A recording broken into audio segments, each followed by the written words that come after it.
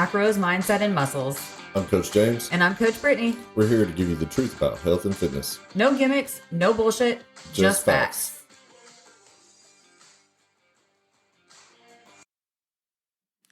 Welcome back to Macros, Mindset, and Muscles.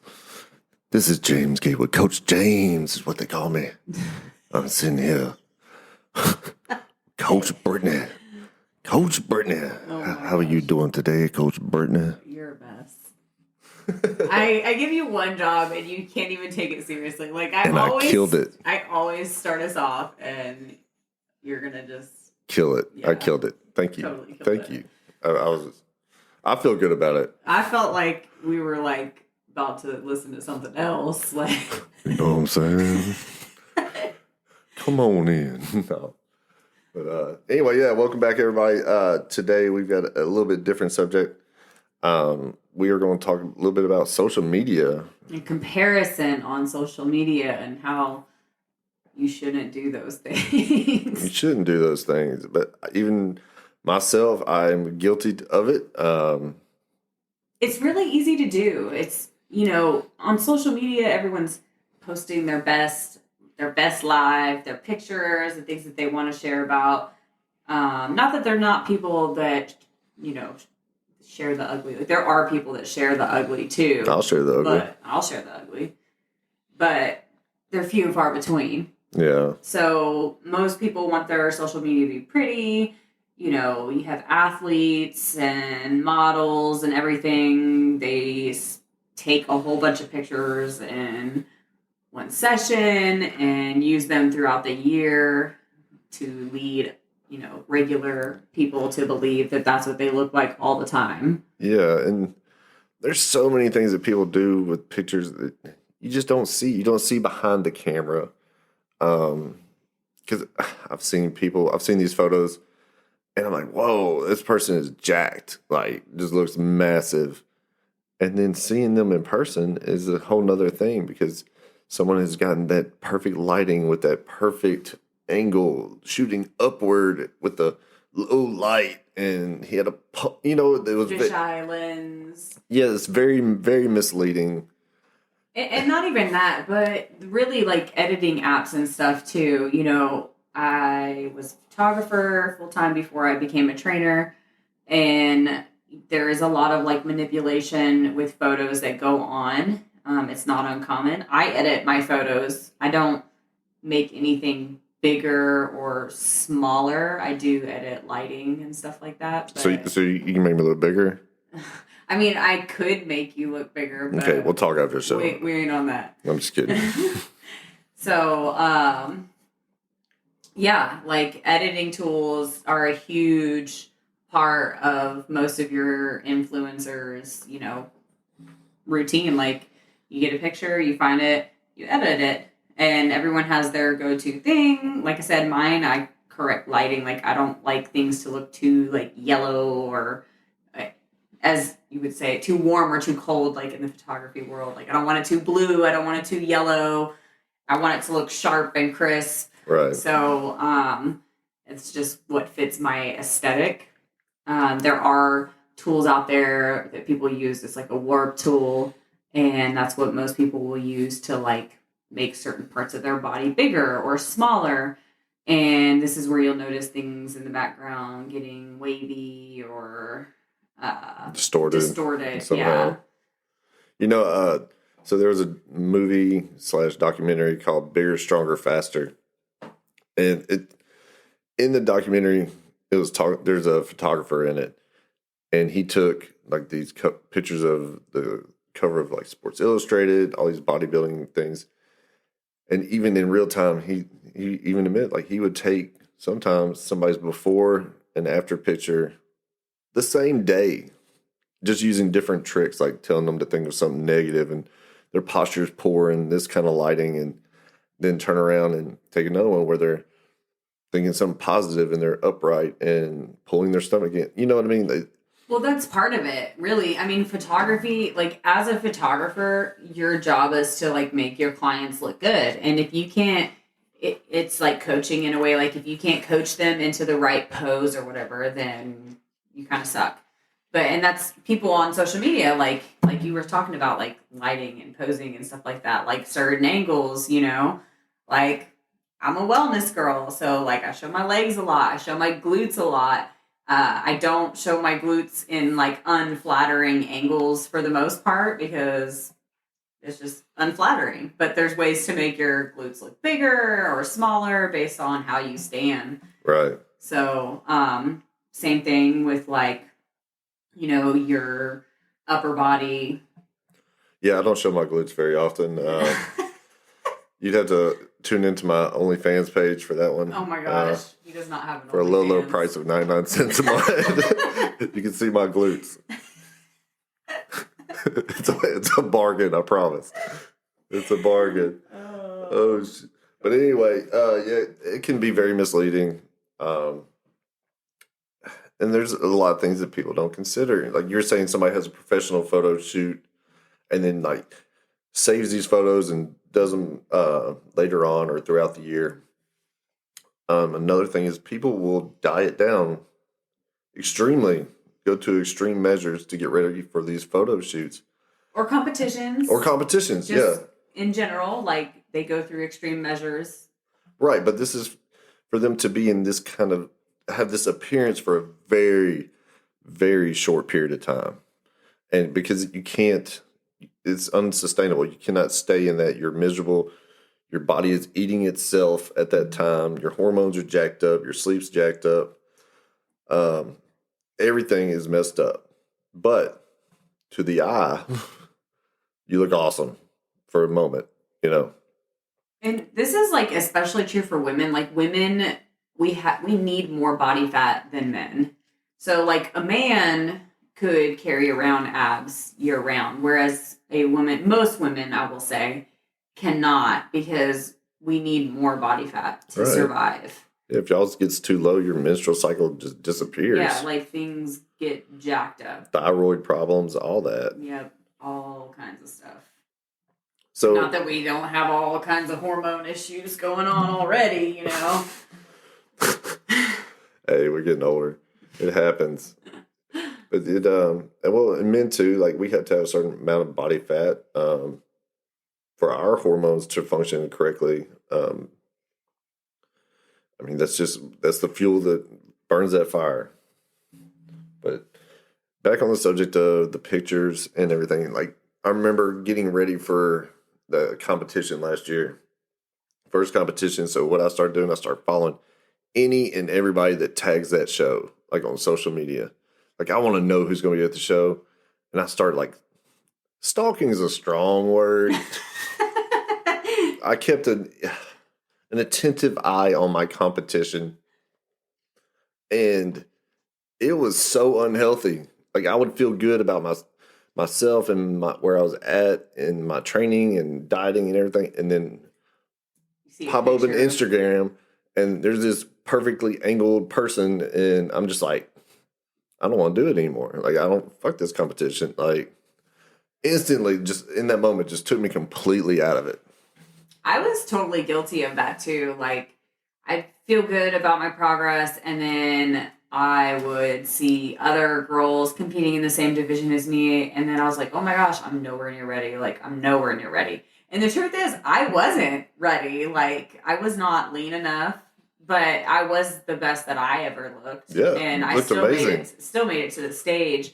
And that's what we have to focus on. Like, it's not, you versus other people on social media. Like, every person is different. Every person's body is different. Yes. And we're all going to respond differently to different training stimulus, different diets, like different nutrition, everything. Like, every person is different. Like, I cannot change how wide my hips are. Like I just have to, this is me. My hips are this wide. This is it. My chest is this way. Whatever with my body. For me to try to compare that to this dude who has a 26-inch waistline, his upper body looks massive because he's got this itty bitty waist. Like I can't. Like his body's completely different than mine. Yeah, you're structurally, like your bone shape and everything is He's different. 15 years younger than I am. Been doing this 5 years longer. Somehow or another, that math added up. Don't check that. Don't check that. But people with doctoring the pictures, I can't remember where I heard it, but they actually made it to where in a certain country, if somebody posts pictures on social media, they have to release and put in the post that this picture has been doctored. Like, this has been adjusted. They have changed. Like, this is not just a pure photo. Like, they've changed something in it because of the expectations people have, and by seeing these photos and comparing themselves to it. Like, it's a legit problem, like, everywhere. Oh my gosh, Brittany's out of things to say. That's rare. It is very rare. I'm just going to keep rolling with this. No, see, what happened was It's okay, I got this. you were talking and like normal, like I just kind of like tuned you out. You totally mommed me right now. I mommed you. So you're sitting here planning tomorrow's dinner, weren't you? I was, you were sitting here talking, and I was just thinking about like how beautiful it was outside. And she's on a very she's not getting enough calories at the moment, everybody. Oh, that's the truth. And that can, let's talk about comparing that, right? So as a competitor, especially as a woman, most women go through a series of dieting and stuff before they ever decide to compete. And our metabolisms are completely fucked by the time we get to the competing stage. But then we're looking at these high-level competitors who have been doing this for a while, and they're competing, eating 2,500 calories a day, and here I am 14-ish weeks out, and I'm already low. Like low with an hour of cardio every day. She's carb envious too. Like, oh, I'm so carb envious. We were eating beside each other earlier, and we hadn't spoken in like minutes, and then she just turns to me and she's like, "I hate how many carbs you get." Yeah, but I've hated it for months now, because like. One of your meals has half of my daily carbs. Just one of your meals. So, like, I have to plan my carbs, like, very strategically and smart. Otherwise, I'm miserable and crashing. But, like you were saying, you can't compare yourself to others because the other people's bodies are different. Yeah, I know. But it doesn't mean I can't hate you for it. It's true. It's true. Like, I guess because we actually know each other, we just like straight up say, like, you know what? I hate you because you're eating that right now. Yeah. And hate's a strong word, though. It is a strong word, but we use it all the time. Envious, jealous. Me. Yeah, hate. Me. Yeah, let's stick with it. It's hate. It's a play a hater's ball. So yeah, I totally like compare my nutrition to other people, and that sucks. But again, keeping in mind, like, as a coach, like, I'm not them and they're not me, and we're all different. Yeah, and I've had to accept me for me. My body is my body. It's not, I cannot compare it to anyone else. They haven't been through what I've been through. They haven't had injuries that I've had. They don't, for whatever reason, they may develop faster or slower than I do, and they may be taller, shorter, whatever. It's completely different. You can't. It's apples to oranges. Yep. It really is. Like, and I don't know how long that they've been training and have they gone through to look like that. I mean, it's easy. People want to compare this picture to this picture, but what you don't see in the picture is this person may have been dieting hardcore for 6 months. Or longer. And sacrificing so much when it comes to food and lifting, 2.5 hours a day, 2 hours of cardio, taking any and everything they can supplement-wise to achieve that look. Now, they may feel horrible, and they're not going to put that with the picture. All you do is see the picture. Yeah. And you may be sitting there, kind of monitoring your macros or whatever, but you have not been doing the same things that they've been doing. That's the truth. And that's, I think we both have like pretty awesome like transformations from where we started to now.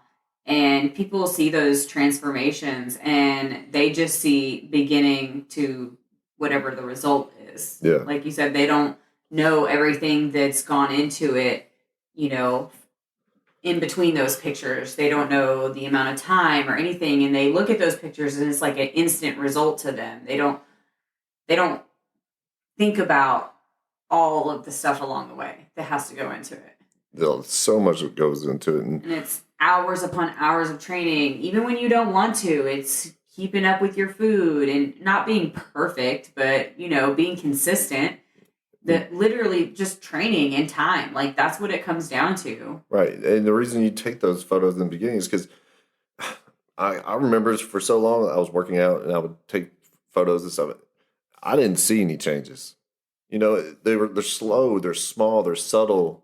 And then later down the road, you take that picture and you compare it to the first photo. Mm-hmm. Then you see the big change. Yep. But, you know, like you said, the stuff that goes into it, all the time and the sacrificing and going to the gym and consciously eating whatever that, you know, whether you're dieting down, dieting up, saying no to friends when they want to go out, whatever it is that happened in those pictures. Like, yeah. And that's, I know both of us are guilty of that. Like, I will turn down hanging out with friends all the time just so that I don't put myself in a position where, you know, I have to be around people and not eat what they're eating or not drink what they're drinking. Right. Like, it's just easier for me to say no and stay at home and eat what I eat and make what I make, whatever, like, you know, yeah, than to go out. I don't but really, those are sacrifices, you know, that you make. Yeah, I don't hang out. I just don't. It's nothing personal. I like some people and I'm sure they have a good time. Maybe I might dip in for a quick thing if it's during the daytime, you know, and it's close by.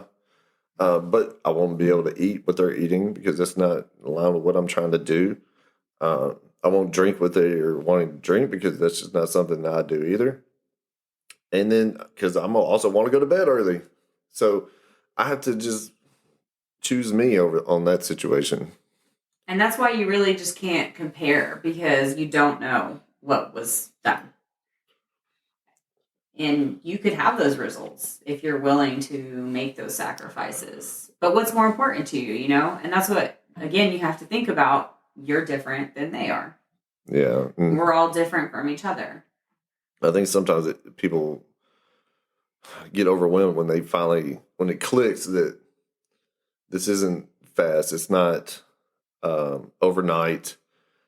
And it is going to take some hard choices. And then once they get hit with that, they're like, you know, maybe I don't want this anymore. You know, maybe I do rather do this. And it's not that important to me. And maybe in the short term, it may not be what you want, but in the long run, your health is what's going to keep you around. Like if you want to be there for your family, if you want to be there for your kids, you know, long term, mm-hmm. then, I mean, you got to take care of yourself. You've got to prioritize you to be there. And you've got to make sacrifices. I forgot what interview it was. There was this guy, and he went to the doctor, and the doctor turned to him and said, "Do you want to walk your daughter down the aisle, or do you want some other man?" And like just totally just shocked this dude because he was hit with the fact that if he didn't change his lifestyle, he wasn't going to be there for when his daughter, you know, was older and getting married. Like he was going to not be alive. And that's the sad truth that if you don't take care of yourself, it's going to catch up with you eventually. Yep.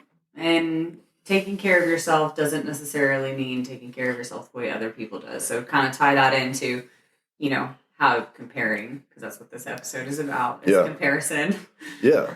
So stretch out on that. Like, what do you mean? What do you mean? What do I mean? I mean, I want to hear some more. I mean, you were just talking about like making the choice to do this and do that, but we're talking about comparison here. Oh. I just meant that taking care of yourself in whatever way to keep you at your best or to get you at your best or healthiest. That don't make sense? Sounds good though. I knew what I said. Okay. As long as you know and understand, that's all that matters. Yeah, don't compare yourself to me. I'm totally not comparing myself to you. In my head, I'm the best. Okay, so let's start wrapping this up because comparison, like we've discussed, like comparison is a thief of joy. Okay? Oh yeah, I'm way off subject. That's my bad. I see what you're saying what now. I was saying. Yeah. We're literally talking about comparison here. Right. Okay. Yeah. Yeah. So don't do what I just did. Social media is like your biggest enemy when it comes to comparison. Like if you feel negative feeling, if you're scrolling through your feed and you see a picture and you find yourself comparing, maybe you don't need to follow that person. Yeah. Like seriously. That's a good rule. And because you just don't know what they did to get to where they are. You don't know how old that picture is. You don't know what type of manipulations were done to that picture. Especially like these big time influencers. I mean, you see it a lot, honestly. Yeah, they're making. If you're paying attention. They're making money off of their pictures, and just because somebody is, an influencer and they have, 100,000 plus followers or whatever, they have a shit ton of followers, doesn't mean they know what the fuck they're talking about. They don't know shit. Yeah, most of them don't know shit. Yeah, most of them just went viral and so they signed some sponsorship with this company and they're going to push their products and they've never used them. Still don't. And that's a whole other topic for another day also. Ooh, man, we're getting deep. But don't compare yourself to people on social media. The only person you need to compare yourself to is yourself. You. So try to be a better version of you every single day. Yes, I love that. Mm-hmm. Every day. Every day. Try to be better than you were yesterday. Exactly. Just 1% better. 1%. I'm going to do better than that. I'm going to do 2. No. Okay. You set the standards. Okay, whatever. You don't have standards. Jeez. Oh. Well, this has been an awesome episode. We kind of freestyled it. Didn't have notes. This is just spitballing it off the top of our head. Fully not prepared for this at all. We're actually in between major life changes right now, so finding time to do these podcasts is definitely challenging. But they're important to us, so we're making it work. We are. And hopefully we'll be on a more solid schedule within the next couple weeks, honestly. Yeah. So until then, y'all just get to deal with us. Being us. Being us. Apparently, I'm not allowed to say the word so. So? Definitely not going to do it, even though every instinct in me is screaming, sit. That's her go-to word whenever she's got to start off with. It is. It's like a fresh start. So what we were saying was that, so your macros, so. Okay, don't drag this on longer than it has to. All right. It's been a great episode. I'm James. Great episode. Until next time. I'm James. Thanks for listening to Macros, Mindset, and Muscles. Until next time. I'm James. I'm Brittany. We're out.